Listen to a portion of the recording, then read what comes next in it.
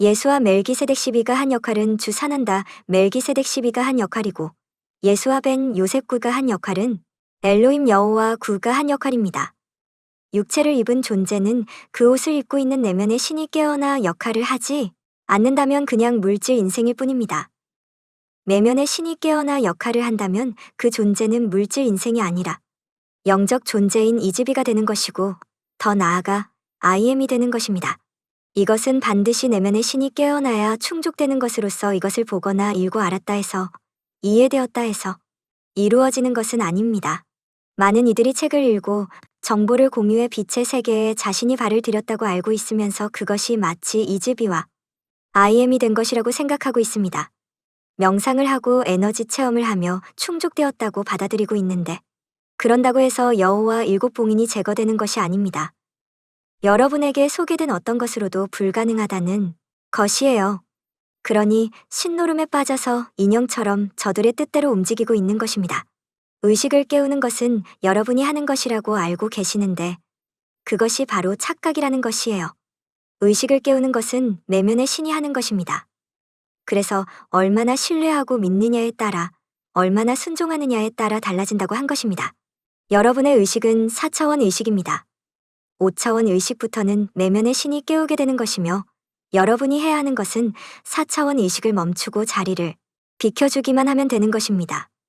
모든 것은 내면의 신이 알아서 하는 것입니다. 현재 의식은 여러분을 입구까지만 안내하는 것입니다. 그 다음 단계까지도 4차원 현재 의식이 하려고 하기 때문에 입구까지만 안내하는 것입니다.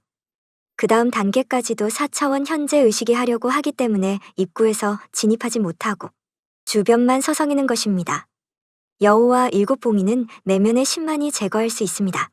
우리도 할 수 있지만 여러분의 자유의지를 침해할 수 없기 때문인데, 정확히 표현하자면 내면의 신이 가지고 있는 자유의지이며 여러분에게는 없다는 표현이 맞습니다. 즉, 신의 자유의지를 통해 의식을 깨우고 여호와 일곱 봉인을 제거해 못 박혀 있었던 미비루 십자가에서 내려오는 것입니다. 이것을 알리 없는 여러분은 자유의지가 여러분에게 있는 줄 알았고, 의식을 깨우는 것도 여러분이 하는 것이라고 알고 있었습니다. 이 모든 자유와 권한은 지난 고대 문명 시기에 여러분이 어둠에게 넘겨준 순간부터 소멸되어 없어졌던 것입니다.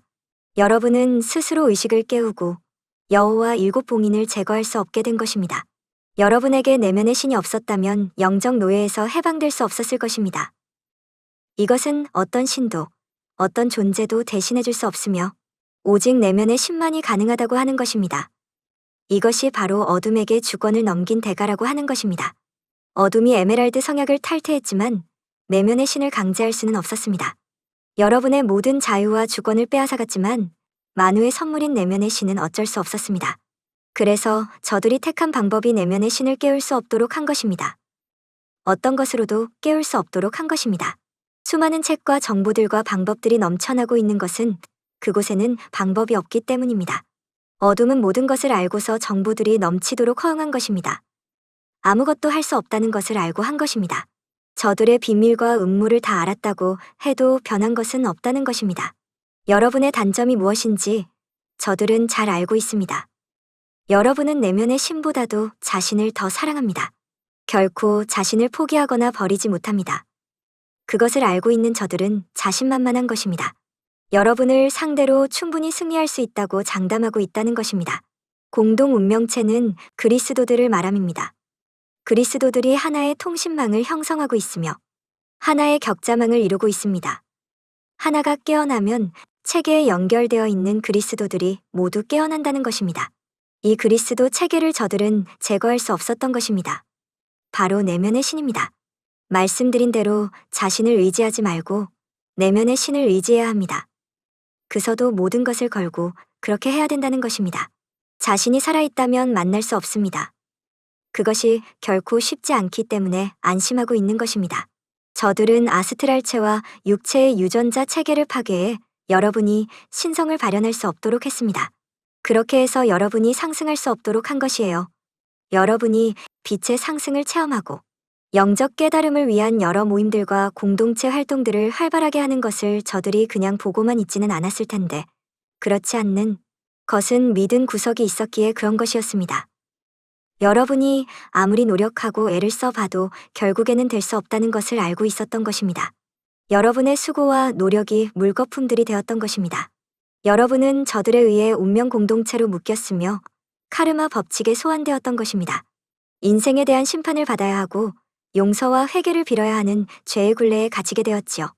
저들은 여러분의 창조신들이 되었으며 경전을 이용해 여러분을 종속시키는 데 성공한 것입니다. 사후세계를 운영하며 여러분을 쳇바퀴에 집어넣으며 운명의 굴레가 여러분을 구속시켰던 것입니다. 사주, 관상 등이 바로 그것인데 여러분의 생명이 자유가 저들에 의해 구속되었던 거이에요. 타로 카드를 좋아하고 점성학을 좋아하는 것도 저들 때문에 자리 잡은 것이며 여러분의 운명이 저들 손바닥 안에 사로잡혀 있었다는 것입니다. 근원적인 측면에서 보면 모두 거쳐야 하는 체험 과정들이 맞습니다. 여러분의 경우에는 굳이 하지 않아도 되는 체험이라는 것이 다르다고 해야 되겠지요. 기억 저편에 모든 체험들을 통해 완성한 것이 있기 때문입니다. 모든 체험을 다 했다고 하는 것이고 수행도 다 했다는 것과 깨달음도 이미 다 했다는 것입니다. 다만 삭제당한 기억 때문에 그것을 기억하지 못하고 마치 새로이 시작하는 것이라고 받아들인 결과에 의해 그렇게 된 것입니다. 운명 공동체로 묶여 있었던 인류 가운데 자신의 잃어버린 기억을 일부 찾아내기 시작한 그룹이 있었으니 바로 공동 운명체로 이루어진 그룹이었습니다. 우리는 이들을 돕기로 했고 어둠 역시 철저한 방해 공작이 시작되었던 것입니다. 이들은 그동안 감옥 역할을 하던 종교계를 탈피하기 시작했고 근원적인 측면에서의 자아를 새롭게 바라보기 시작한 것입니다. 물론 시행착오도 있을 수 있고 자가당착에 빠질 수도 있으며 오리무중에 헤맬 수도 있습니다. 그러나 어두운 터널을 헤매더라도 하나의 빛을 쫓아 자신의 내면의 신을 만난다면 드디어 엄청난 기회를 잡게 된 것입니다. 어둠은 이러한 여러분을 집요하게 물고 늘어질 것인데 끝까지 방심하지 말고 빛을 놓치지 말아야 합니다. 빛을 향한 길에서 물질적 풍요와 물질적 성공은 결코 있을 수 없는데 그것이 마치 우리가 주는 선물이라고 착각해 덥석 무는 인류가 속출하고 있습니다. 물질적 풍요와 물질적 성공은 대표적인 저들의 시험입니다. 시련과 고난 속에 있었던 여러분을 마치 우리가 돕는 것처럼 위장에 속이는 전략인데 그것에 걸려 넘어진다고 하는 것입니다. 우리는 영적인 부분을 돕는 것이며 여러분의 신성회복을 돕는 것이지 물질적 성공을 돕는 것이 아닙니다. 여러분이 내면의 신을 정말로 깨어 만났다면 그것이 아니라는 것을 알게 될 것인데 어둠은 이것조차도 조작해 거짓된 내면의 목소리를 통해 여러분을 추락시키고 있습니다. 내면의 신은 물질적 성공과 풍요를 약속하지 않으며 이 세상에 안착하는 인생을 허락하지 않습니다. 내면의 신은 영적 성장을 통한 상승을 원합니다. 그리스도 의식을 깨워 그리스도로서 활동하는 것을 원합니다. 예수와 멜기세덱과 예수와 벤 요셉을 보세요. 그들이 내면의 신을 만나 어떤 길을 갔는지를 보시면 압니다. 자신의 명예를 위해서도 아니요. 자신의 성공을 위해서도 아니었습니다. 오직 신의 뜻을 따랐으며 신의 영광을 위해서만 살았습니다. 자신의 뜻과 자신의 영광은 없었으며 모든 것은 하느님에게 돌렸던 것입니다. 여러분이 온전히 사라지지 않은 상태에서는 진정한 내면의 신을 만날 수 없습니다. 영적인 일을 한다고 하면서 내면의 신을 내세워 자신의 뜻과 자신의 영광을 위해 일을 합니다. 어둠은 이러한 이들을 사랑합니다.